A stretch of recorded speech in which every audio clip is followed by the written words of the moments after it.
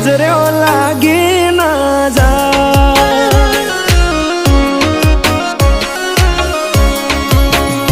હો આવું રૂપ મેં તો પહેલી વાર જોયું તને જોઈ તારા પર મન મારું મોયું